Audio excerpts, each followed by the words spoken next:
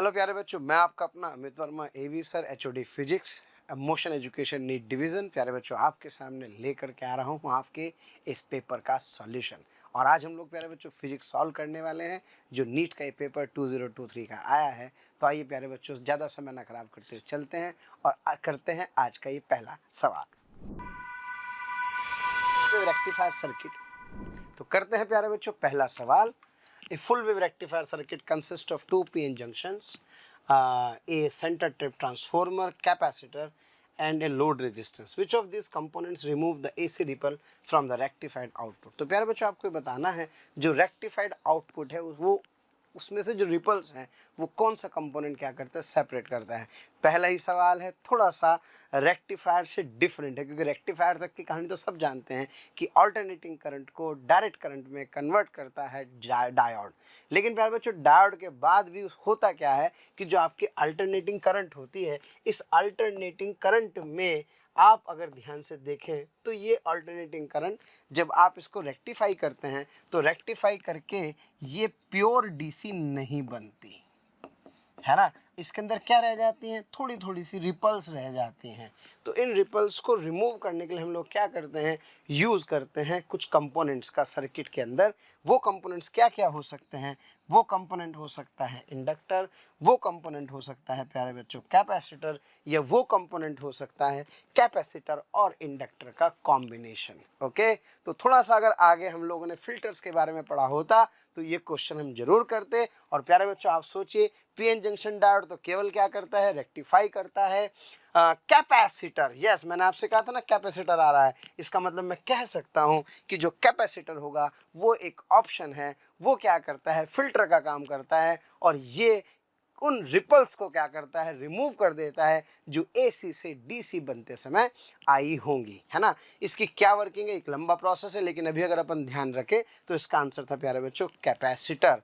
और अगर यहाँ इंडक्टर होता तो भी सही होता, और कैपेसिटर और इंडक्टर होता तो भी सही होता। तो मैं कह सकता हूँ कि इस क्वेश्चन 1 का आंसर होगा प्यारे बच्चों ऑप्शन नंबर 2।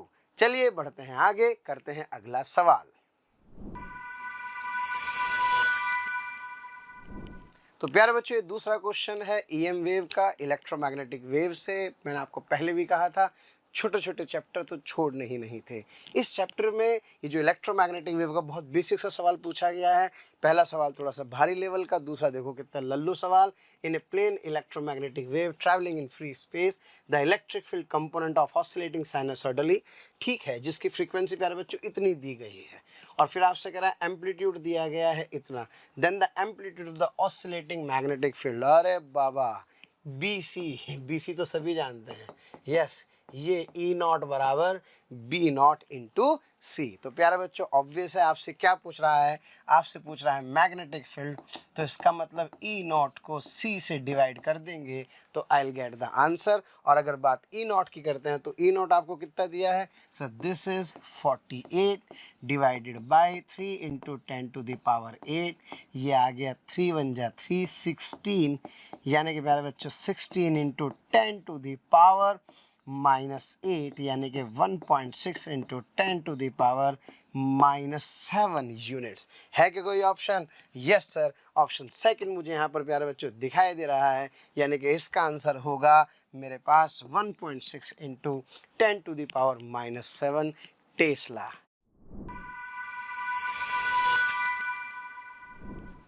जी हाँ प्यारे बच्चों, करते हैं अगला सवाल। A metal wire has mass this gram, radius this millimetre, and the length is this centimeter, so maximum possible percentage error in the measurement of density। प्यारे बच्चों, ये एरर है, परसेंटेज चेंज नहीं है, ये ध्यान रखना है। शायद आपको याद होगा, तो मैंने पढ़ाते हुए भी आपको पहले एक बार बताया था कि परसेंटेज एरर और परसेंटेज चेंज में फ़र्क होता है। एरर हमेशा ऐड की जाती है। तो चलिए बात करते हैं। तो सबसे पहले रो को क्या लिख सकता हूँ प्यारे बच्चों, सर रो को लिख सकता हूँ मैं मास अपॉन वॉल्यूम। और वॉल्यूम की अगर मैं बात करूं तो प्यारे बच्चों मैं लिख सकता हूं m upon pi R square L, जहां पर पाई आर स्क्वायर है एरिया ऑफ क्रॉस सेक्शन। थोड़ा सा उसको सिंप्लीफाई करते हैं तो rho is equals to m r की पावर -2 l की पावर -1।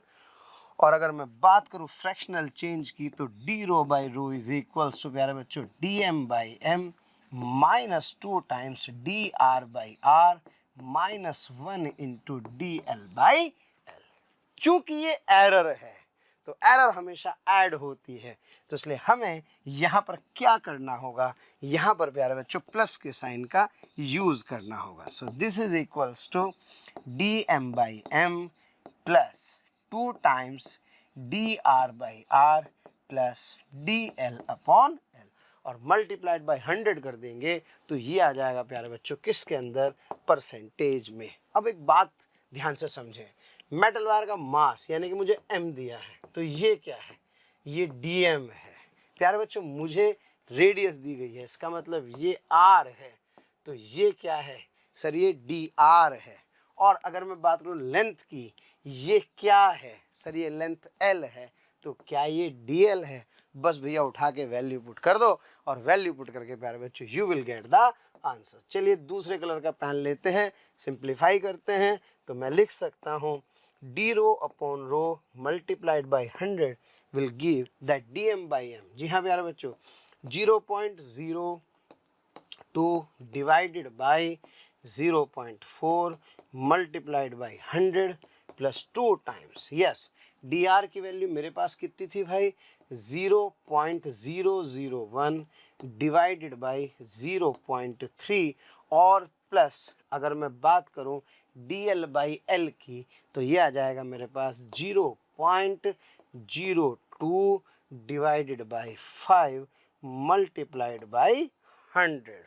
क्लियर है प्यारे बच्चों, इसको आप सॉल्व करेंगे, और जब हम इसको सॉल्व करेंगे तो सॉल्व करके मेरा जो आंसर आने वाला है वो आंसर होगा प्यारे बच्चों 2, यानी कि 1.6%। क्लियर है प्यारे बच्चों, तो ध्यान रखना है अगर एरर पूछ रहा है तो एरर में ये एडिशन होगा। क्लियर है प्यारे बच्चों।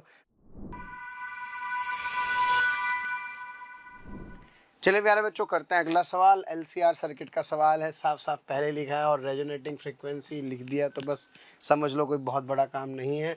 और आपको प्यारे बच्चों क्या क्या दिया है, एल दिया है और कैपेसिटेंस सी दी है, तो that L is equals to 10 milli Henry.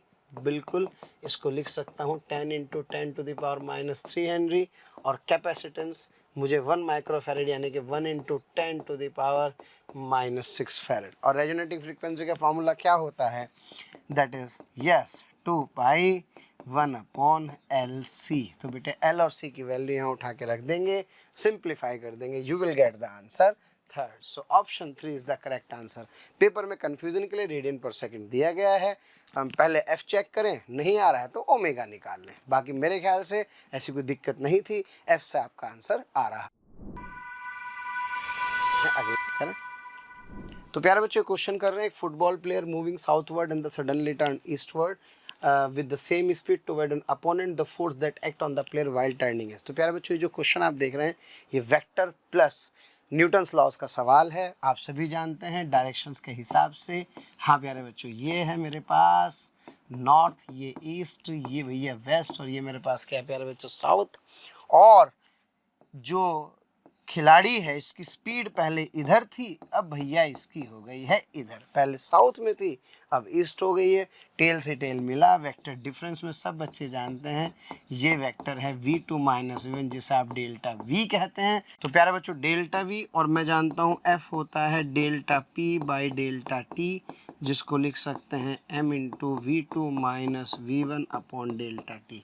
और जो फोर्स की डायरेक्शन है प्यारे बच्चों वो चेंज इन वेलोसिटी की डायरेक्शन है, और वो ये डायरेक्शन और ये डायरेक्शन आप सभी जानते हैं ये वाली डायरेक्शन है। और ये डायरेक्शन कौन सी डायरेक्शन है, नॉर्थ ईस्ट। तो मैं कह सकता हूँ कि इसका ऑप्शन 2 सही होगा। क्लियर है प्यारे बच्चों।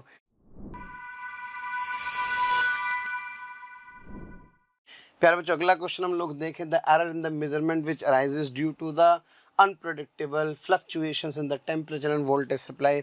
एनसीईआरटी को पढ़ेंगे तो कहीं ना कहीं आपको साफ साफ मिल जाएगा। ऐसी एरर्स को हम लोग क्या बोलते हैं प्यारे बच्चों, रैंडम एरर्स कहते हैं। यानी कि इसका कौन सा ऑप्शन, इसका ऑप्शन 3rd सही होगा। चले प्यारे बच्चों करते हैं अगला सवाल, the work function of caesium, potassium and sodium are this. Yes caesium का कितना है 2.14 इलेक्ट्रॉन वोल्ट, हाँ बेटा पोटेशियम का 2.30 इलेक्ट्रॉन वोल्ट, और अगर अपन बात करें सोडियम का तो ये मुझे दिया है 2.75 इलेक्ट्रॉन वोल्ट। और कमाल की बात है इलेक्ट्रोमैग्नेटिक रेडिएशन इंसिडेंट कितना है, इतना है।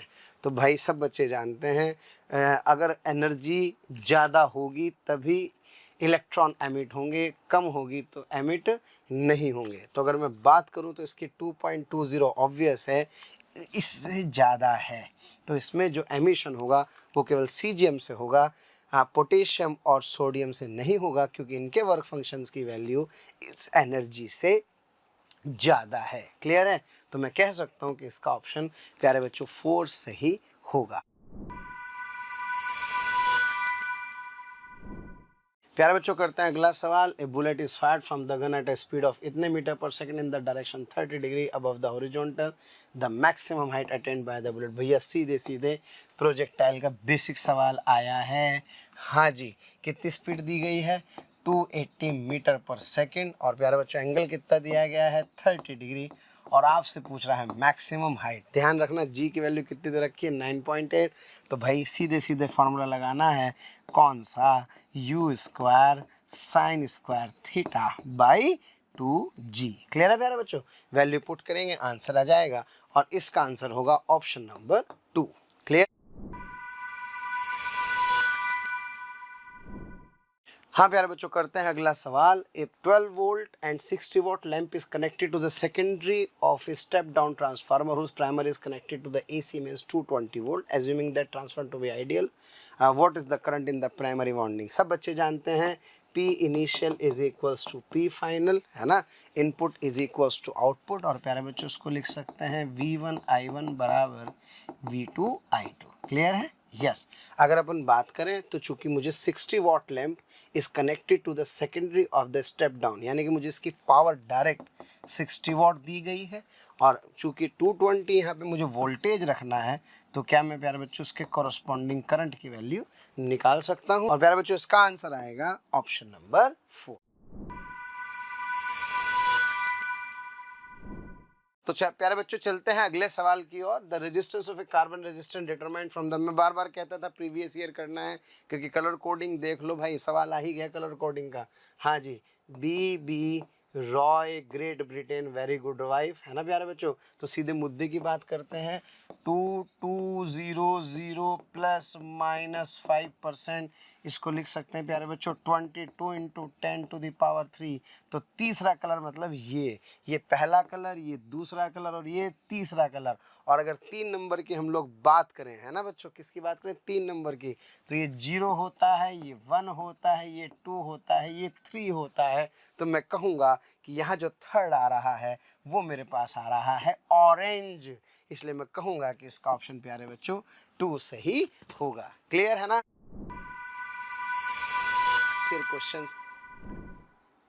In hydrogen spectrum, the shortest wavelength in the Balmer series is lambda. The shortest wavelength in the bracket series is.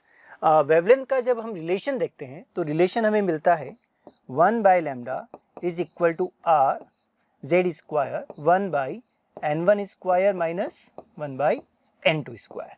Okay, तो जब हम बार्मर सीरीज के लिए कैलकुलेट करेंगे then n1 is 2 and shortest wavelength आपको बोला गया है, that means n2 is infinity, and for bracket series n1 is Lymer, Balmer, Parsons bracket यानी 4 and n2 is infinity. Okay, so value हम put करें बिकॉज लैम्डा आपको given है किसके लिए, so 1 by lambda is equal to r 1 by 2 square minus 1 by infinity square, so is equal to r by 4. ये equation 1 आपको given है, calculate हमें करना है ब्रैकेट के लिए, so 1 by lambda bracket is equal to r 1 by 4 square minus 1 by infinity square. Okay, so 1 by lambda Balmer is equal to r by 16. ये आपके पास आ गया इक्वेशन नंबर 2, और equation number 2 and equation number 1 को अगर हम compare करते हैं then you will get lambda bracket is equal to 4 times of lambda Balmer. Option 1 is the correct answer. The equivalent capacitance of the system shown in the following circuit. हमें एक circuit given है जिसमें capacitors आपके different combination में connected हैं। सबसे पहले हमने देखा ये 3 microfarad 3 microfarad these both are connected in parallel, and parallel में जब हम कैलकुलेट करते हैं capacitance in parallel then you will get equivalent by using C1 plus C2। So 3 micro plus 3 micro, result हमारे पास आ गया 6 माइक्रोफेरेड। नाउ इस circuit को हम रीड्रॉ कर सकते हैं। This is point A, capacitor of 3 microfarad connected, and second capacitor जो इक्विवेलेंट हमने कैलकुलेट किया 6 microfarad connected, and this is point B. Now these two capacitors are connected in series, और सीरीज में हम कैलकुलेट कर सकते हैं by using C1 C2 upon C1 plus C2 means 3 micro multiply by 6 micro divide by 3 micro plus 6 micro, 6 into 3 18 and 3 plus 6 9 micro, then final result 2 microfarad. So option number 4 is the correct answer. The half-life of a radioactive substance is 20 minutes. In how much time the activity of substance drops to 1/16th of its initial value? हमें relation चाहिए activity का, सो activity you can calculate by using A is equal to A naught 2 power n. You can write A by A naught is equal to 1 upon 2 power n. यहाँ पर अगर हम n consider करें, सो n you can write total time divide by t half. तो given value से हम n का value solve कर लेंगे, उससे फिर हम टाइम की वैल्यू कैलकुलेट कर सकते हैं। तो a बाई ए नोट की वैल्यू आपको गिवन है 1/16, so 1/16 is equal to 1 upon 2 power n। Compare करेंगे 2 power n is equal to 16, so n is equal to 4। Now half time आपको यहाँ पे गिवन है 20 minute, okay, so value put कर सकते हैं। So 4 is equal to t divide by 20 minutes, then total time is 80 minutes. Okay, so option 3 is the correct answer. The angular acceleration of a body moving along the circumference of a circle. Now, अब ये बात कर रहा है angular acceleration की, और हमें ये पता है कि जो एंगुलर एक्सेलरेशन होता है वो एक्सियल वेक्टर है। कैसा वेक्टर है?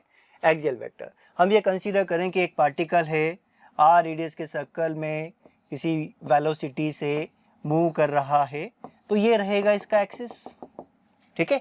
अब अगर हम direction of motion anti clockwise consider करते हैं तो एक्सियल वेक्टर आपको, है ना, अपवर्ड डायरेक्शन में मिलेगा, और अगर हम क्लॉकवाइज कंसीडर करते हैं डाउनवर्ड डायरेक्शन मिलेगा, लेकिन मिलेगा along the axis, okay.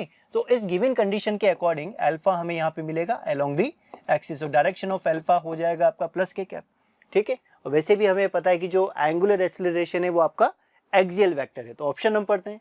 along the radius toward the center नहीं हो सकता, along the tangent नहीं हो सकता, along the axis of rotation बिल्कुल, because alpha is an axial vector, and fourth along the radius possible नहीं है। option 3 correct answer. Let a wire be suspended from the ceiling rigid support and staged by a weight W attached at its free end, okay।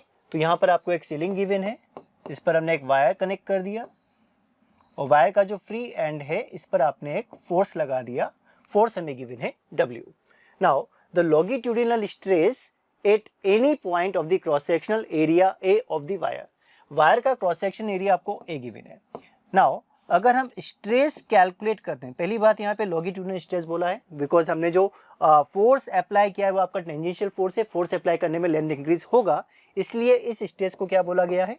Longitudinal stress बोला गया है। और stress you can calculate by using force upon area, तो force हमने apply किया है W and cross section area आपको given है A, then correct answer is W by A, option 1 correct answer. An electric dipole is placed at an angle of 30 degree with an electric field of intensity 2 into 10 power 5 Newton per Coulomb, okay. तो यहाँ पर आपको electric field and dipole moment के बीच में angle given है, and magnitude of electric field भी आपको गिवन है, ओके।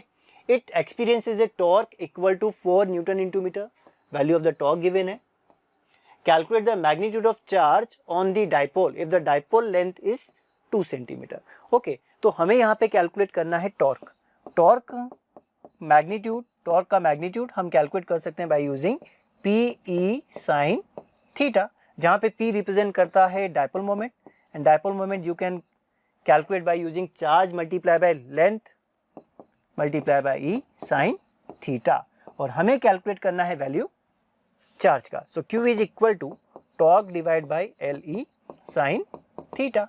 गिवन वैल्यूज को पुट करें, टॉर्क आपको 4 गिवन है, लेंथ आपको 2 सेंटीमीटर गिवन है, सो 2 multiply by 10 power -2, electric field हमें गिवन है 2 × 10 power 5, so 2 × 10 power 5, and theta हमें गिवन है 30 degree, so sine theta is 1/2।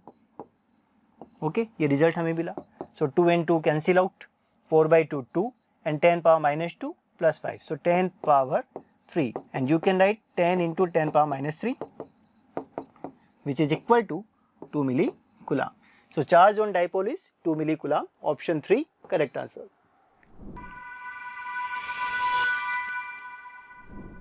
The ratio of radius of gyration of a solid sphere of mass m and radius r about its own axis to the radius of gyration of the thin hollow sphere of same mass same radius about its axis.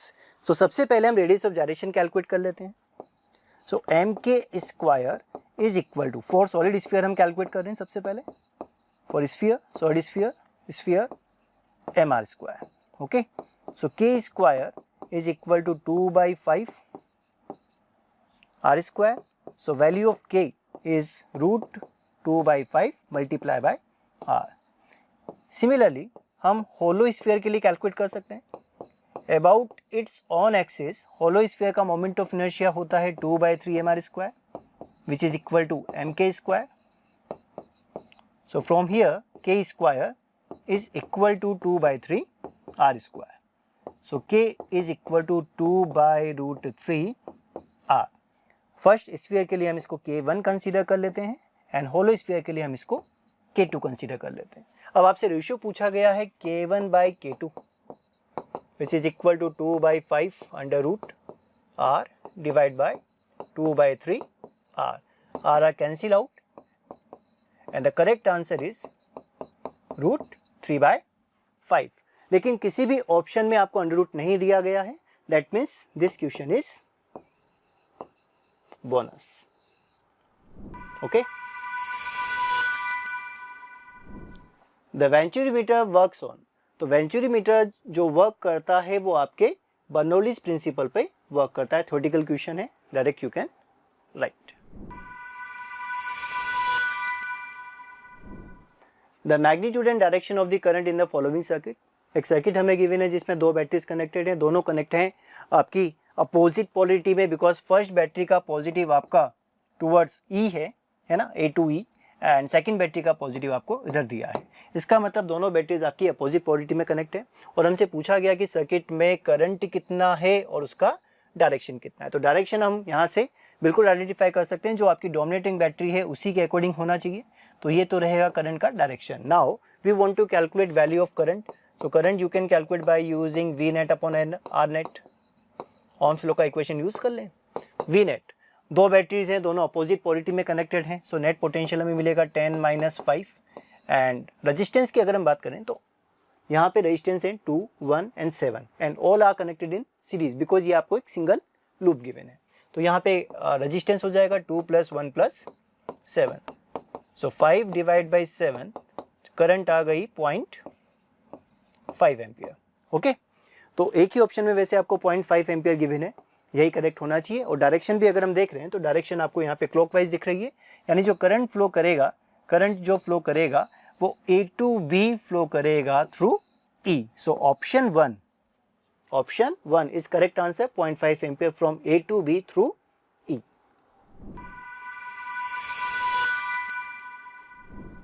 The temperature of gas is -50 degree centigrade.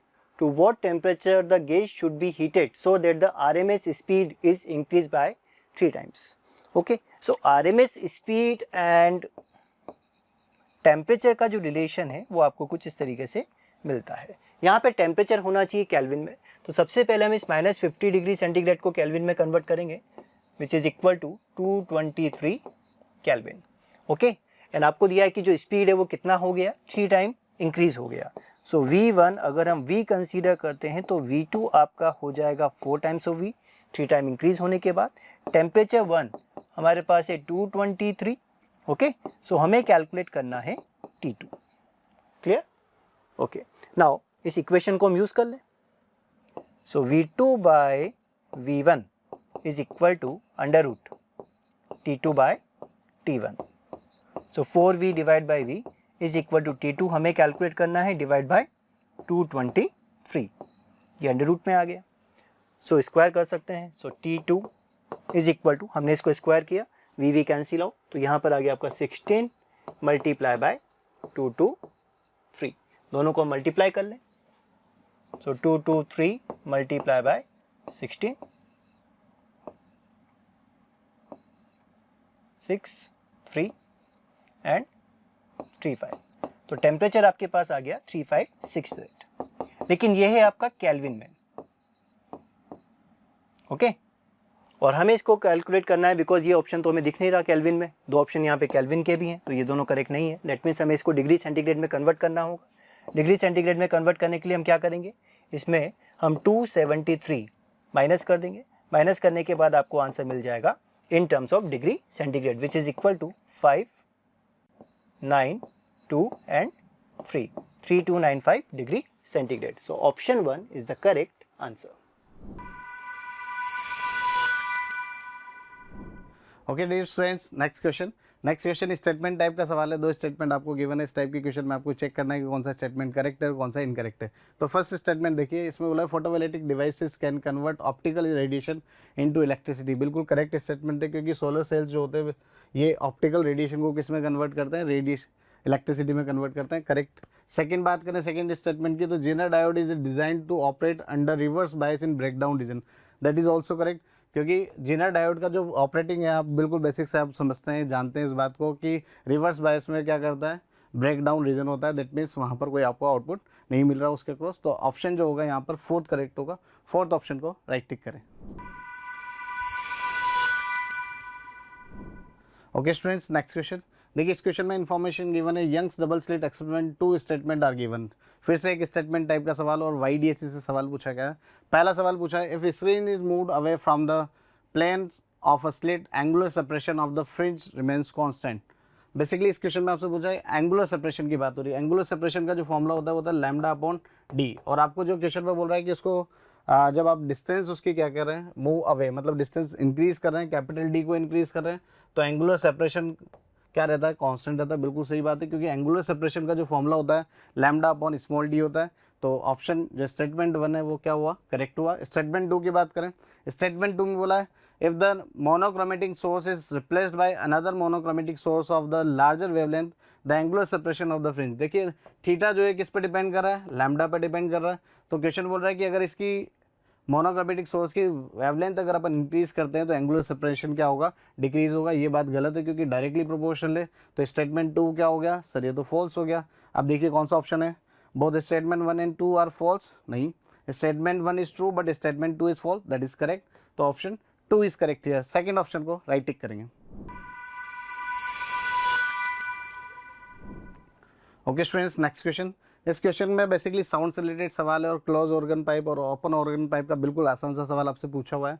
सबसे पहले आपसे fundamental frequency पूछी किसकी, open pipe की, और फिर close pipe की, और उनका रेशियो पूछा है। तो बिल्कुल आपको बेसिक से पता है कि अपन बात करें fundamental frequency of open organ pipe, तो ओपन ऑर्गन पाइप के लिए जो फंडामेंटल फ्रीक्वेंसी होती है उसका फॉर्मूला होता है V/2L। क्या होता है, V/2L। और क्लोज ऑर्गन पाइप के लिए जो फॉर्मूला होता है ये होता है बेसिकली V/4L।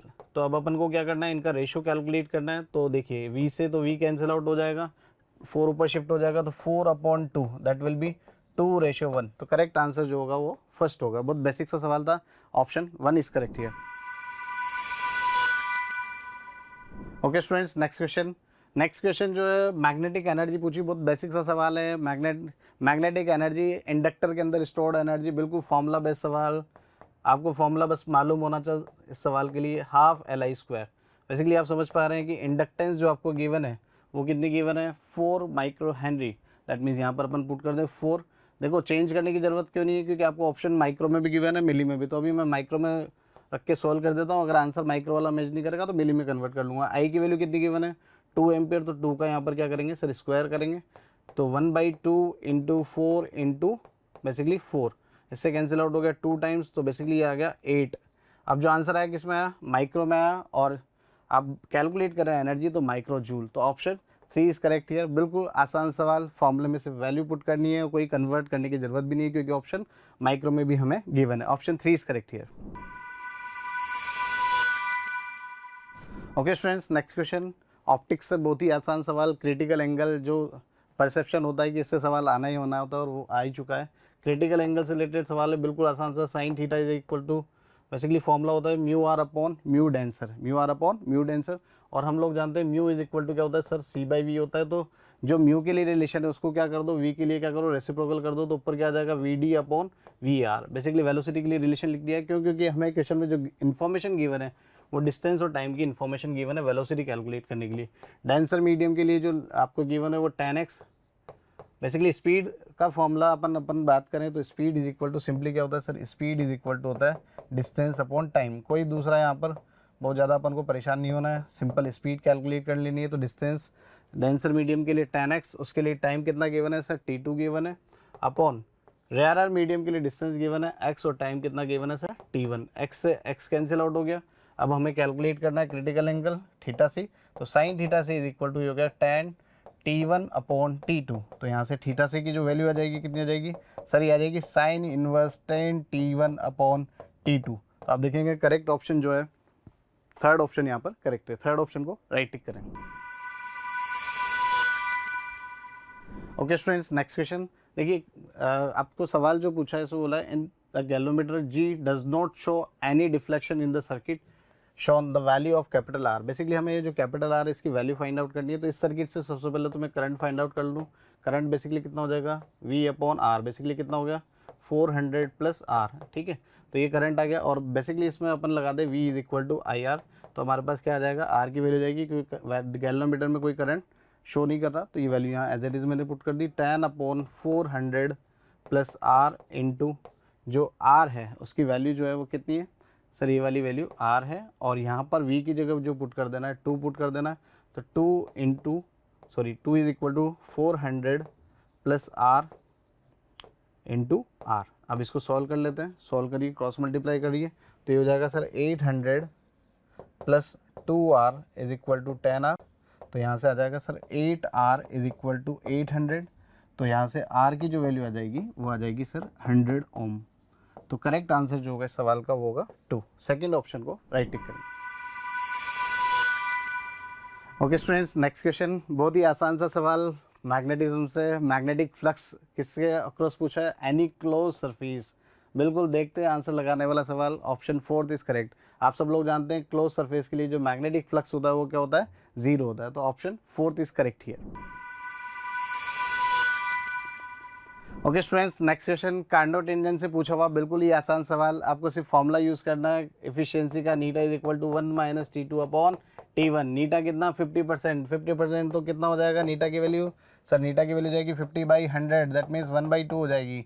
तो ये तो हो गया 1/2 माइनस 1 T2 अपॉन T1। देखो टेम्परेचर ऑफ सोर्स गिवन है, दैट मीन्स T1 की जो वैल्यू होगी कितनी हो जाएगी 327 डिग्री सेंटीग्रेड है, पर चेंज करें किसमें केल्विन में, तो 273 प्लस करेंगे तो ये कितना हो जाएगा सर, ये हो जाएगा 600 केल्विन। बस अब ये वैल्यू यहाँ पुट कर दें, तो T2 अपॉन 600। तो देखिए T2 अपॉन 600 की जो वैल्यू आ जाएगी सर 1 माइनस 1/2, 1/2, 2 से कैंसिल आउट हो गया 300 टाइम। तो यहाँ से T2 की वैल्यू कितनी आ गई सर 300 केल्विन। पर ऑप्शन जो हमें गिवन है वो केल्विन में कहीं गिवन है, किस में गिवन है, डिग्री सेंटीग्रेड में। तो फिर से चेंज कर लें, तो T2 इज इक्वल टू कितना हो जाएगा सर 300 माइनस ऑफ 273, तो ये हो जाएगा सर 27 डिग्री सेंटीग्रेड। तो ऑप्शन जो होगा करेक्ट वो होगा फोर्थ ऑप्शन को राइट टिक करें। ओके स्टूडेंट्स, नेक्स्ट क्वेश्चन देखिए, इस क्वेश्चन बोला है minimum wavelength of X rays produced when electron accelerate through a potential difference of v volt is proportional to.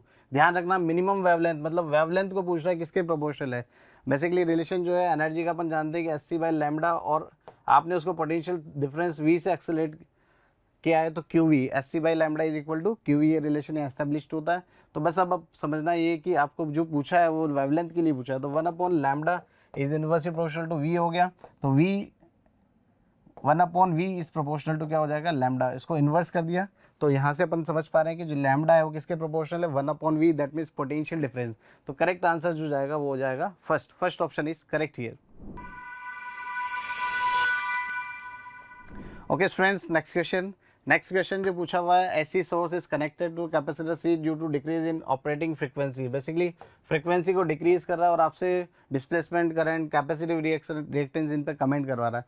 तो आप ध्यान से समझिए, कैपेसिटिव रिएक्टेंस जो होता है एक्सी वो होता है 1/ओमेगा सी होता है, और ओमेगा हम सब लोग जानते हैं, ओमेगा सर क्या होता है 2πf होता है, तो 2πfc। तो XC is inversely proportional to क्या हो गया सर, फ्रीक्वेंसी हो गया। अगर फ्रीक्वेंसी डिक्रीज होगी तो कैपेसिटिव रिएक्टेंस क्या होगा, इंक्रीज होगा, जबकि इसमें क्या बोल रहा है कांस्टेंट होगा, तो ये ऑप्शन इनकरेक्ट हुआ। इस ऑप्शन में बोल रहा है डिक्रीज, जबकि क्या हो रहा है इंक्रीज होगा, तो ये ऑप्शन भी इनकरेक्ट हुआ।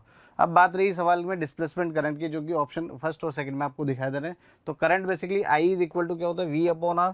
तो आई इज इक्वल टू V/R। यहाँ पर जो रेजिस्टेंस है वो किसकी बात हो रही है, कैपेसिटर की बात हो रही है। तो यहाँ पर एक्सी के प्रोपोर्शनल इनवर्सली प्रोपोर्शनल होगा। अब एक्सी क्या हो रहा है, इंक्रीज हो रहा है, तो करंट डेफिनेटली क्या होगा, डिक्रीज होगा। इसलिए ऑप्शन 2 करेक्ट होगा और 1 इनकरेक्ट होगा। हेलो प्यारे बच्चों, कैसे हैं आप लोग। हम लोग लेके आए हैं आज नीट के पेपर के वीडियो सॉल्यूशंस, और मैं आपका अपना डीपी सर। चलिए बात करते हैं मेरे पार्ट की। तो आपको मैं बता दूं कि क्लास नोट से लगभग 5 to 6 क्वेश्चन है, ठीक है। तो चलिए जो आता है अभी स्टार्टिंग से बताता हूँ मेरा पार्ट में क्या क्या है। तो फर्स्ट है 31 number question, a vehicle travels half the distance with speed v and remaining distance with speed 2v, it's average speed is. तो क्लास का क्वेश्चन था, नोट्स का क्वेश्चन था, यहाँ 2v था बट यहाँ v था, ठीक है। बस इतना सा तो डिफरेंस है। तो यहाँ से हम लोग बात करेंगे इसके सॉल्यूशन की। तो देखिए पहले कंसेप्ट समझ लीजिए। मान लीजिए कोई पार्टिकल यहाँ से जा रहा है v1 स्पीड से और point A to B move कर रहा है और आ रहा है वापस कितना 2v speed, sorry v2 speed से। कितनी स्पीड से आ रहा है प्यारे बच्चों, ये v2 स्पीड से आ रहा है। तो अगर v2 स्पीड से आएगा तो डिस्टेंस दोनों में क्या रही प्यारे बच्चों, डिस्टेंस दोनों में क्या रही, सेम रही। ये v2 स्पीड से आ रहा है, दोनों में डिस्टेंस क्या रही, सेम रही। डिस्टेंस सेम है और स्पीड डिफरेंट है, तो इसके लिए एवरेज स्पीड का फॉर्मूला आ जाता है आपके पास क्या, 2v1 v2 upon v1 plus v2। तो डायरेक्ट अगर वैल्यू पुट करते हैं 2 इंटू v इंटू 2v, और ये आ जाएगा v प्लस 2v, ठीक है। तो डायरेक्ट आंसर आएगा अपने पास कितना प्यारे बच्चों, ये आ जाएगा 4v स्क्वायर बाई 3v। इससे ये कैंसिल आउट हो गया, 4v बाई 3। तो डायरेक्ट आंसर है हमारे पास, ऑप्शन से मैच कराएंगे, option number 2 is correct answer. Number 32 आपकी स्क्रीन के ऊपर है और हम लोग बात करते हैं क्या बेटा, potential energy of a long spring when stretched by 2 centimetre is u, if the remaining spring is stretched by 8 centimetre, potential energy stored in it will be. ये हमारे ब्रह्मस टेस्ट सीरीज का क्वेश्चन है, प्लस मेरे class notes का question है। अब मेरे है तो मैं बोलूँगा, है ना, तो ठीक है, एग्जैक्ट डिफरेंट कुछ नहीं है, एग्जैक्ट क्वेश्चन है, ठीक। तो ये आ जाएगा आपके पास। अब देखिए पोटेंशियल एनर्जी की बात हो रही है, तो ये आ जाएगा आपके पास u इज इक्वल टू, और 2 सेंटीमीटर स्ट्रेच किया गया है, तो यहाँ पर लिखेंगे 1/2 k और 2 का स्क्वायर, ठीक। तो एक से ये कैंसिल आउट हो जाएगा, यहाँ जाएगा 2k और u dash is equal to half k into 8 का होल स्क्वायर। तो ये आएगा आपके पास कितना, 64 डिवाइड बाई 2, इससे जाएगा 32। और रिलेट करा लेंगे, अगर मैं रिलेट कराता हूँ इससे, तो 2k में अलग निकाल देता हूँ और ये 16, तो 2k की जगह इसकी वैल्यू डाल दूँ, और ये क्या है u। So u dash is equal to, ये आ जाएगा आपके पास 16u। तो यहाँ रिलेशन हो गया इसका, और डायरेक्ट ऑप्शन है, option number 3 is correct answer, ठीक। और ये आ गया हमारी स्क्रीन के ऊपर, the amount of energy required to form a soap bubble of the radius 2 centimetre from a soap solution is nearly, ठीक है। तो यहाँ पर हमारे पास क्या पूछ रहा है, अमाउंट ऑफ एनर्जी रिक्वायर्ड। तो यहाँ से डायरेक्टली निकाल देते हैं, तो वर्क डन का फॉर्मूला होगा T डॉट डेल्टा A। तो यहाँ से work done is equal to 2 into 2 times 4 pi r square. अगर आप ये फॉर्मूला यूज़ करते हैं, वैल्यू पुट करते हैं, तो आंसर आ जाएगा हमारे पास ये। नंबर 34 की, the 2 bodies of mass m and 9m are placed at a distance r the gravitation potential, the line joining the bodies where the gravitational field equal to 0 will be. ठीक, तो जहाँ gravitation field 0 होगी वहीं पर क्या बताना है, potential, क्या बताना है, पोटेंशियल। तो ये क्लास का कुछ है लेकिन एग्जैक्ट क्लास का नहीं है, हमारे ये पोटेंशियल नहीं निकलवाया है, बट डाटा सेम है, एम और 9 है, और इलेक्ट्रिक फील्ड कहाँ 0 होगी बस ये कैलकुलेट करवाया, ठीक है। तो बट पोटेंशियल क्या आ रहा है तो हम लोग देख लेते हैं। देखिए डायरेक्ट करेंगे इसको, डायरेक्ट कैसे करेंगे प्यारे बच्चों, देखिए ये एम है आपका और ये क्या है 9m है, ठीक। मान लेते हैं यहाँ से, और ये डिस्टेंस क्या है सेंटर टू सेंटर, ये r है। मान लेते हैं यहाँ से किसी भी x पर जाके क्या है, नेट जो ग्रेविटेशनल फील्ड है वो क्या है प्यारे बच्चों, 0। और नेट ग्रेविटेशन फील्ड अगर 0 है तो हमारे पास फॉर्मूला होता है x equal to √m upon √m plus √9m और इंटू r। ये जो फॉर्मूला है ये इस छोटे वाले मास से वैलिड है, छोटे वाले से लेना है, बड़े वाले से नहीं लेना है प्यारे बच्चों, ध्यान रखना है इसका, ठीक। तो यहाँ से अगर हम लोग बात करेंगे और सॉल्व आउट करते हैं तो फील्ड वहाँ पर 0 होगी। देखिए अब m कैंसिल आउट हो जाएगा, यहाँ से आ जाएगा आपके पास कितना प्यारे बच्चों, r/4। x equal to r/4 पर जो फील्ड होगी वो क्या होगी, 0। लेकिन जो r/4 होगा वो कहाँ से होगा, ये छोटे वाले मास से होगा, तो बड़े वाले मास से कितना होगा, ये हो जाएगा प्यारे बच्चों 3r/4, ठीक। तो पोटेंशियल लिखते हैं, नेट पोटेंशियल लिखेंगे अगर हम लोग यहाँ पर, तो ये आ जाएगा माइनस, इससे पोटेंशियल आ जाएगा माइनस gm/r/4 और इससे हो जाएगा माइनस 3g, ये आ जाएगा अपने पास कितना 3 और हाँ एक मिनट 3gm, m की वैल्यू सॉरी 9gm आएगा इधर, 9gm अपॉन और 3r/4, ठीक है। तो यहाँ से अगर हम लोग कैंसिल आउट करते हैं 3 से ये जाएगा 3 टाइम्स, और चलिए हम लोग बात कर लेते हैं, तो यहाँ से क्या हो जाएगा, ये -4gm/r और माइनस ये जाएगा इधर 12gm बाई प्यारे बच्चों r। तो यहाँ से जो नेट पोटेंशियल है हमारे पास आने वाला है कितना प्यारे बच्चों, -16gm/r। ये आ गया हमारा आंसर एग्जैक्ट, ठीक। तो ऑप्शन से मैच कराएंगे, option number 2 is correct answer. तो 35 नंबर आपकी होम स्क्रीन पे आ चुका है यहाँ पर, और हमारे पास फॉर्मूला है E.ds is equal to 0 over the surface. तो स्टेटमेंट इसमें चेक करना है, तो स्टेटमेंट में आपको प्यारे बच्चों पढ़ के बताता हूँ। The magnitude of electric field on the surface is constant. तो कांस्टेंट तो है ही नहीं, all the charges must necessarily will be inside the surface, ये भी गलत है आपके पास। The electric field inside the surface is uniform, ये भी गलत। The number of flux line entering the surface must be equal to the number of flux lines leaving it, exact, ठीक है।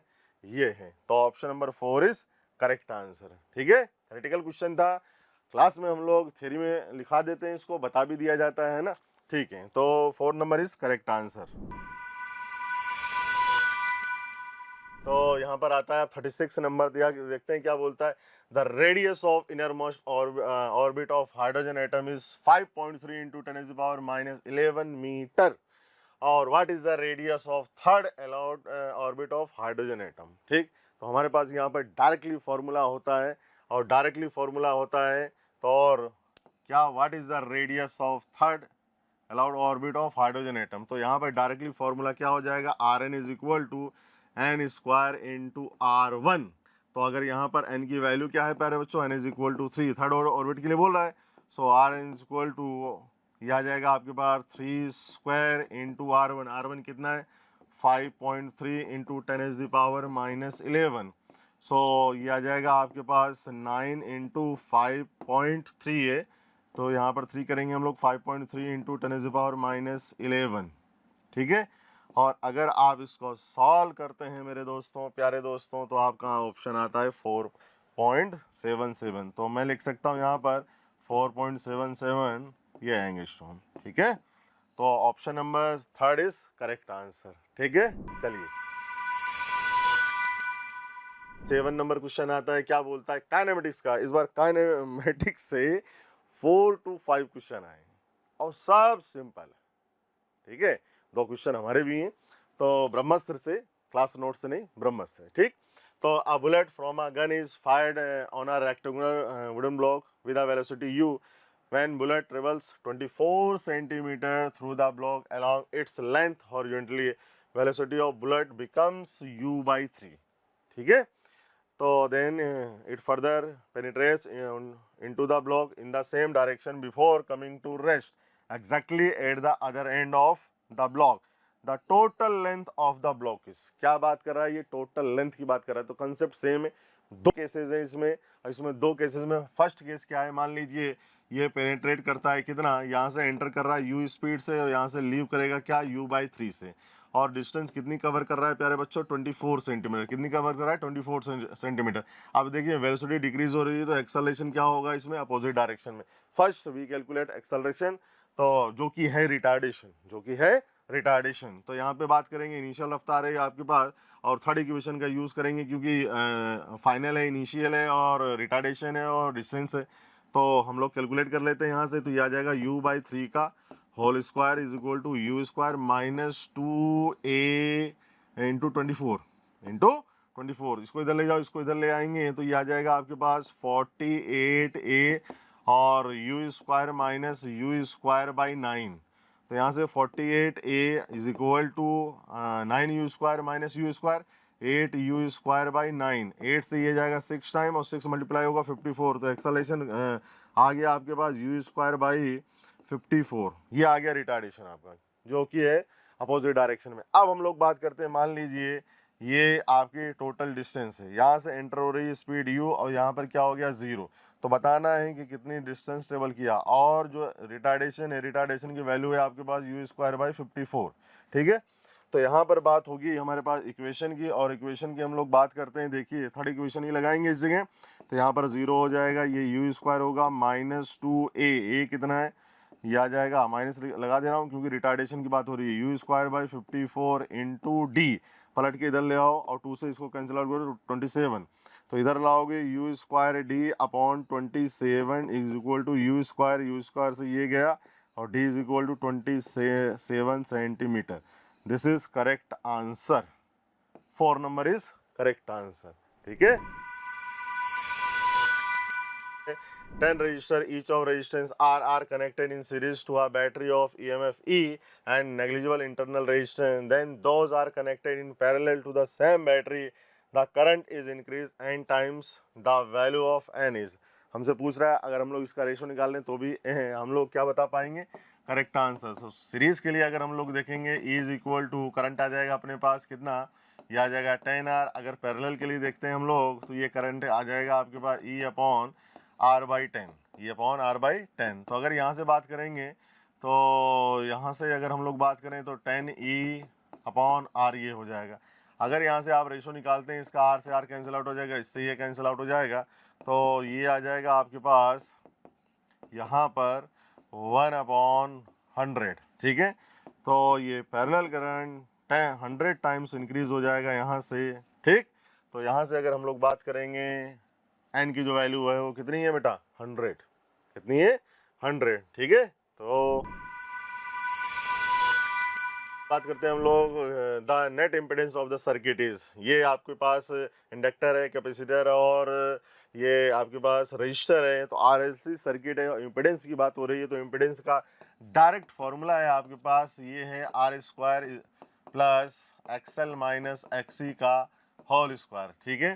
तो देखिए XL is equal to omega L, ठीक है। तो ओमेगा की बात करेंगे कितना आ जाएगा 2 पाई f, और फ्रिक्वेंसी कितनी है 50, ठीक है। और L की अगर हम लोग बात करते हैं तो L है हमारे पास 50 अपॉन पाई इंटू मिली है 10⁻⁻3, ठीक।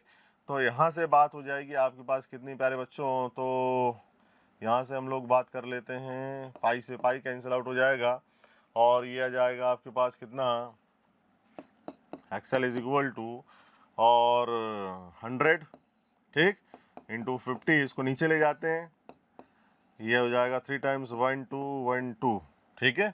तो इससे जाएगा आपके पास 0 से ये 0 निकल जाएगा, इसकी वैल्यू आ गई 5, कितनी आ गई प्यारे बच्चों, 5 वैल्यू आ गई इसकी। और यहाँ से अगर हम लोग बात करेंगे XC की तो 1/ओमेगा C। तो यहाँ से ओमेगा की वैल्यू अगर देखेंगे 2πf करेंगे तो 100 पाई आएगा ये।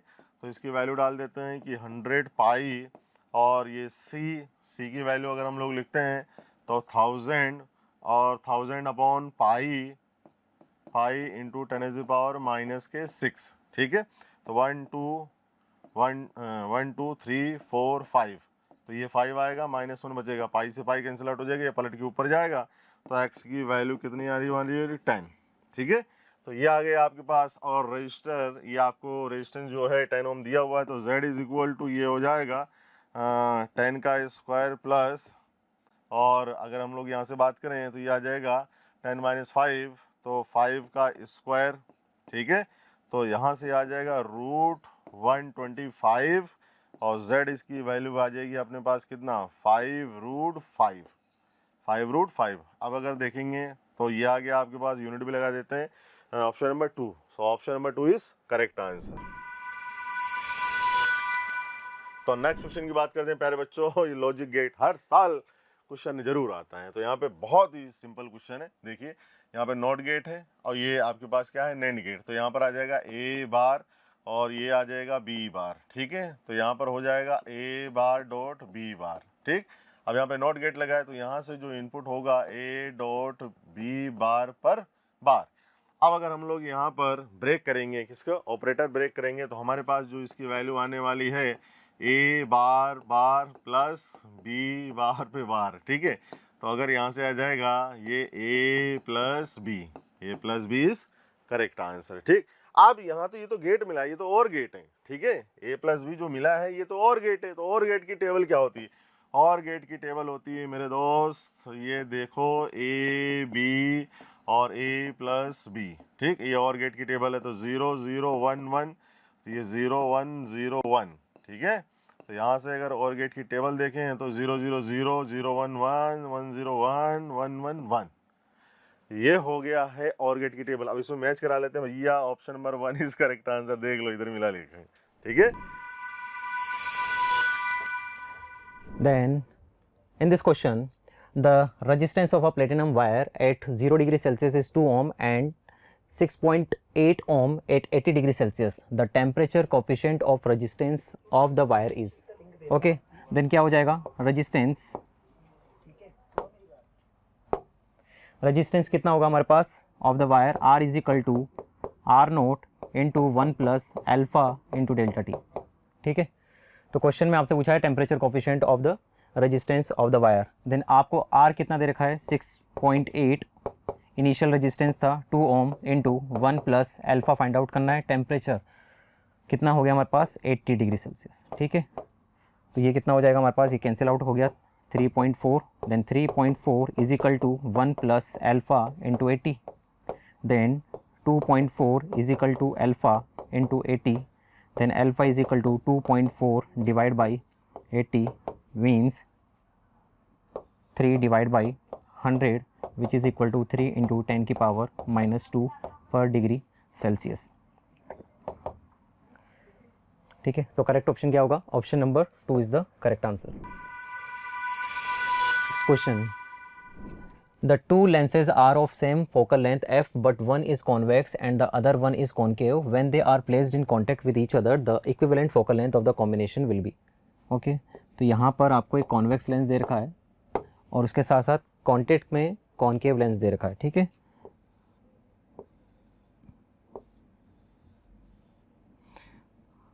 तो दोनों की फोकल लेंथ क्या सेम है हमारे पास, तो टोटल या equivalent focal length 1/f equivalent is equal to हो जाएगा 1/f1 प्लस 1/f2।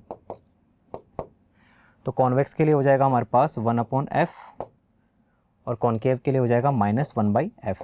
ठीक है, 1/f इक्विवेलेंट, तो 1/f equivalent is equal to आ रहा है 0, then f equivalent is equal to कितना हो जाएगा 1/0 which is equal to infinity. Then correct answer क्या होगा, option number 3 is the correct answer. Then in this question, in the figure shown here, what is the equivalent focal length of the combination of lens? Assume that all layers are thin. ठीक है। यहाँ पर आपको plano concave दे रखा है और इसके साथ साथ बाई कॉन्वेक्स दे रखा है और बाई प्लेनो कॉनकेव दे रखा है, ठीक है। तो इसके लिए फोकल लेंथ कितना लिखोगे आप, F1 is equal to R upon refractive index mu minus 1, ठीक है। तो R अपॉन म्यू की वैल्यू कितनी दे रखी है 1.6 minus 1 which is equal to R by 0.6, ठीक है। नेक्स्ट अगर इसके लिए बात करते हैं तो इसके लिए F2 इज इक्वल टू हो जाएगा R upon 2 into mu minus 1। तो R अपॉन 2 इंटू म्यू की वैल्यू कितना है, म्यू है हमारे पास 1.5 माइनस 1, तो ये बचेगा 0.5 इंटू 2 1, तो ये आएगा हमारे पास R के इक्वल, ठीक है। इसी प्रकार से इसके लिए हमारे पास फोकल लेंथ कितनी आ जाएगी R अपॉन म्यू माइनस 1, तो ये हो जाएगा R अपॉन 0.6 के बराबर, ठीक है। क्योंकि कितनी वैल्यू दे रखी है हमें 1.6 दे रखा है इसके लिए, तो 1.6 माइनस 1.6, ओके। तो यहाँ पर टोटल फोकल लेंथ हमें निकालना है इक्विवेलेंट फोकल लेंथ, तो 1 upon F equivalent is equal to हो जाएगा 1 upon F1 plus 1 upon F2 plus 1 upon F3। तो 1 upon F equivalent is equal to ये आएगा हमारे पास कॉनकेव दे रखा है तो माइनस 1 अपॉन F1 की वैल्यू दे रखी है R अपॉन 0.6, इसी प्रकार से यहाँ पर प्लस 1 अपॉन R और ये हो जाएगा माइनस 1 अपॉन R बाई 0.6, तो ये है minus 0.6 divide by R plus 1 by R और माइनस 0.6 डिवाइड बाई R, ठीक है। तो ये हो गया 1 by R minus 1.2 divide by R। इसको सोल्व करोगे तो कितना मिलेगा, माइनस का 0.2 divide by R 1 upon F equivalent, तो 1 upon F equivalent is equal to हो जाएगा minus 0.2 divide by radius of curvature कितना है 20 सेंटीमीटर। तो after solving that 1 upon 100 centimetre minus, तो एफ इक्विवेलेंट निकालना था हमें, तो ये आएगा माइनस का 100 सेंटीमीटर। तो करेक्ट ऑप्शन क्या होगा, option number 2 is the correct answer. The next question, the xt graph of a particle performing simple harmonic motion is shown in the figure. The acceleration of the particle at t equal to 2 seconds is, ठीक है। हमें acceleration find out करना है, displacement time equation दे रखी है, we know that then acceleration is a is equal to minus omega square a into sin omega into t होता है, ठीक है। then omega कितना होगा, ओमेगा इज इक्वल टू होता है 2 पाई डिवाइड बाई टाइम पीरियड, ठीक है। तो यहाँ पर टाइम पीरियड कितना है 8 सेकेंड, तो ये हो जाएगा हमारे पास पाई बाई 4 रेडियन पर सेकेंड, ठीक है।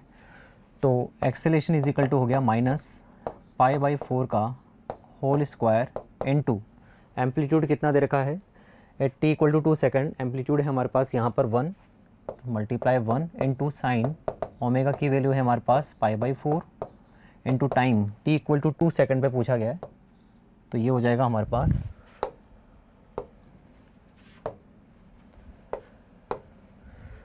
पाई बाई 4 इंटू 2, ठीक है। तो a इज इक्वल टू आ गया माइनस पाई बाई 4 का whole square into sine pi by 2, और साइन पाई बाई 2 की वैल्यू होती है 1, तो a इज इक्वल टू आ जाएगा minus pi square divide by 16 metre per second square, ठीक है। तो करेक्ट ऑप्शन क्या होगा, option number 3 is the correct answer. The next question, a horizontal bridge is built across a river. A student standing on a bridge throw a small ball vertically upward with a velocity 4 meter per second. The ball strike the water surface after 4 seconds. The height of the bridge above the water surface is. Then from we can say that from the equation of motion second, which is equal to यहाँ पर क्या हो जाएगा minus h is equal to ut minus half gt square, ठीक है। h हमें find out करना है, u स्पीड दे रखा आपको 4 metre per second, into time लग रहा है 4 माइनस 1/2, g की वैल्यू होती है 10 इंटू 4 का whole square, then minus h is equal to 16 minus ये हो जाएगा हमारे पास 40, ये हो जाएगा 160 divide by 2 which is equal to 80, then minus h is equal to ये है माइनस का 64, देन h is equal to 64 metre, ठीक है। तो करेक्ट ऑप्शन क्या होगा, option number 2 is the correct answer.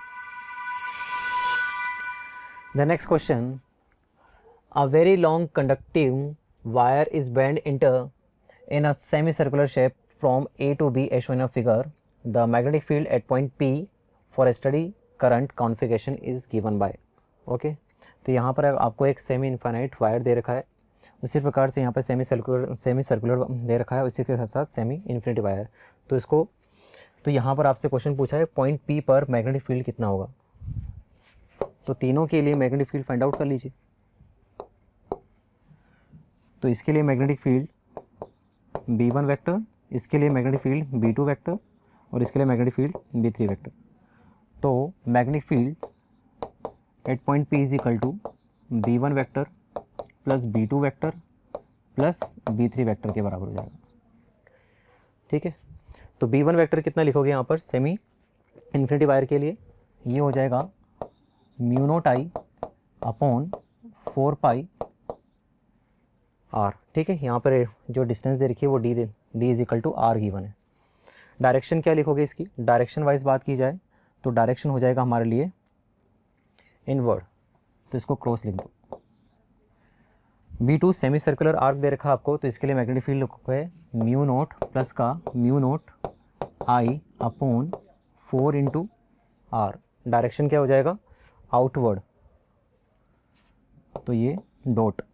Next इसके लिए कितना हो जाएगा B3 हो जाएगा plus mu naught I divide by 4 pi R. Direction हो जाएगी क्रॉस इनवर्ड. ठीक है, तो इसको क्या लिख सकते हो, देखो यहाँ से mu naught I upon 4R common आ रहा है, दोनों क्रॉस में दे रखे हैं और एक डॉट दे रखा है, तो डॉट को पॉजिटिव मान लिया जाए, क्रॉस को नेगेटिव मान लिया जाए, तो ये क्या बन जाएगा 1 माइनस 2 अपॉन पाई और डॉट का मतलब आउटवर्ड फ्रॉम द पेज. तो यहाँ पर क्या लिख सकते हैं, ऑप्शन देखिए आपका, ऑप्शन ए दे रखा है mu naught I upon 4R pointed away from the page, ये तो ऑप्शन होगा नहीं.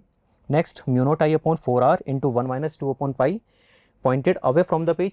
हाँ, ये आंसर हो सकता है क्योंकि यहाँ पर क्या दे रखा है डॉट, और डॉट का मतलब है outward from the centre.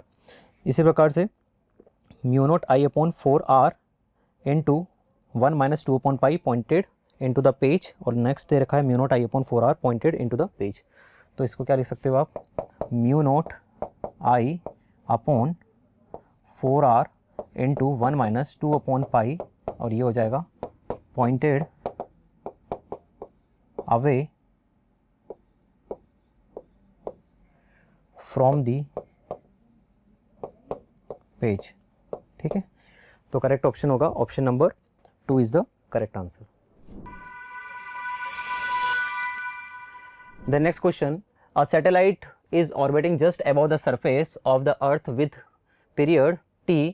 If d is the density of the earth and g is the universal constant of the gravitation, the quantity 3g by capital G into d represents. तो क्या है, time period क्या होता है, देखो just above the surface की बात कर रहा है, तो t is equal to 2 pi capital R. Just above the surface की बात हो रही है, तो radius of earth is equal to कितना हो जाएगा, रेडियस ऑफ ऑर्बिट के बराबर. तो यहाँ पर 2 pi R upon v is the velocity, तो कितना हो जाएगा यहाँ पर t is equal to 2 pi R divide by under root, ये हो जाएगा GM अपॉन कैपिटल R. तो दोनों तरफ अगर स्क्वायर करेंगे तो T square is equal to 4 pi square, ये बन जाएगा R cube divide by GM. ठीक है, तो T square is equal to 4 pi square R cube divide by G. M को क्या लिख सकते हो, मास को लिख सकते हैं डेंसिटी इंटू वॉल्यूम, और डेंसिटी कितना हो जाएगा हमारे पास, ये 4/3 पाई R cube into density D. तो 4 पाई से 4 से 4 कैंसिल आउट हो गया, 1 पाई से 1 पाई कैंसिल आउट हो जाएगा, R क्यूब से R क्यूब कैंसिल आउट हो जाएगा, then T square is equal to 3 pi divide by GD के बराबर आएगा. इसका मतलब 3 pi upon GD is equal to T square. Then correct option क्या होगा, option number 1 is the correct answer. A wire carrying a current I along the positive x-axis has a length L. It is kept in a magnetic field B equal 2ik plus 3jk minus 4kk, and the magnitude of the magnetic force acting on a wire is. ठीक है, तो आपको यहाँ पे निकालना है magnitude of the magnetic force. तो magnetic force कितना होता है, F factor is equal to I L vector cross B vector, ठीक है। तो F vector is equal to, current है हमारे पास आई, और एल वेक्टर किसके अलोंग दे रखा है, पॉजिटिव एक्स एक्सिस के अलोंग, तो L into I cap multiply magnetic field आपको गिवन है यहाँ पर 2 I cap plus 3 J cap minus 4 k cap, okay. तो F vector is equal to आ जाएगा आई, तो इसको अगर यदि क्रॉस प्रोडक्ट करोगे आप तो आई क्रॉस आई तो 0 हो जाएगा, और आई क्रॉस जे ये हो जाएगा के केप, तो ये होगा हमारे पास 3L के केप। और इसी प्रकार से आई क्रॉस माइनस के केप करोगे तो प्लस का जे केप आएगा, तो ये हो जाएगा प्लस का 4L जे केप, ठीक है। तो एफ वेक्टर का magnitude is equal to, L common ले लो यहाँ से, तो आई इंटू एल, तो 3 के केप प्लस 4 जे केप। तो एफ वेक्टर का मैग्नीट्यूड आपसे पूछा हुआ है, तो आई एल और 3 के केप और 4 जे केप दोनों एक दूसरे के क्या परपेंडिकुलर है यहाँ पर, तो इसलिए इसका मैग्नीट्यूड कितना हो जाएगा 5 के बराबर। तो magnitude wise magnetic force is equal to 5 I L के इक्वल होगा। तो करेक्ट ऑप्शन क्या होगा, option number second is the, an electric dipole is placed as shown in a figure, ठीक है। The electric potential in 10⁻² volt at point P due to the dipole is, तो आपको question में electrical potential at point P पूछा गया है, इस point P पर कितना होगा, तो इस चार्ज Q के थ्रू इलेक्ट्रिक पोटेंशियल निकाल देते हैं, दूसरी प्रकार से माइनस Q के लिए भी निकाल देते हैं। तो यहाँ पर ये डिस्टेंस कितना हो जाएगा, ये डिस्टेंस हो जाएगा हमारे पास 2 सेंटीमीटर, और ये डिस्टेंस टोटल हो जाएगा हमारे पास 8 सेंटीमीटर। तो डाइपोल, तो यहाँ पर इलेक्ट्रिकल पोटेंशियल निकालना है, तो Vp इज इक्वल टू कितना लिखूंगा, Vp अगर इसके लिए बात करते हैं चार्ज के लिए, तो KQ बाई आर, आर कितना है 2 सेंटीमीटर। सिमिलरली ये हो जाएगा माइनस का KQ अपॉन डिस्टेंस है 8 सेंटीमीटर, तो Vp is equal to KQ, यहाँ पे क्या लिख सकते हैं, सेंटीमीटर को अगर यदि मीटर में कन्वर्ट करोगे तो ये हो जाएगा 2 into 10⁻⁻² metre minus KQ 8 into 10⁻⁻² metre. तो ये KQ इंटू 10⁻² तो बाहर आ गया, और अंदर बचेगा 1/2 माइनस 1/8, ठीक है। तो KQ मल्टीप्लाई 10⁻², एलसीएम ले लो यहाँ पर 8, तो इसको सोल्व करोगे तो क्या मिलेगा 4 - 1 which is equal to 3/8 KQ into 10⁻²। तो पोटेंशियल मिल गया हमें 8 पॉइंट P। तो ऑप्शन देखिए यहाँ पर किस हिसाब से पूछा है आपसे, इन 10⁻² ऑप्शन, तो ऑप्शन में आपके पास 10⁻² के करस्पॉन्डिंग अगर देखी जाए तो 3/8 इंटू KQ के बराबर आएगा। तो करेक्ट ऑप्शन क्या होगा, option number 4 is the correct answer, okay. The next question, calculate the maximum acceleration of the moving car so that a body lying on the floor of the car remains stationary. The coefficient of static friction between the body and the floor is 0.15 and G आपको given है यहाँ पर 10 metre per second square. Then question में देखो यहाँ पर lying on the floor of the car remain stationary, ठीक है। तो स्टेशनरी है अगर यदि कोई बॉडी, तो मैक्सिमम जो फ्रिक्शन फोर्स होगा एफएस मैक्सिमम वो होगा म्यू इंटू एन के बराबर, ठीक है। और ये किसके बराबर होगा, मास इंटू मैक्सिमम एक्सेलरेशन। तो n को क्या लिख सकते हैं, m into g which is equal to mass into a max, तो मास से मास कैंसिल आउट हो जाएगा। देन एम एक्स हमें फाइंड आउट करना है, a max is equal to mu into g के बराबर है, और म्यू कितना दे रखा है 0.15 और जी की वैल्यू कितनी है 10, ठीक है। तो करेक्ट आंसर क्या लिखोगे आप, a max is equal to आ जाएगा 1.5 metre per second square, okay. तो करेक्ट ऑप्शन क्या होगा, option number 2 is the correct answer.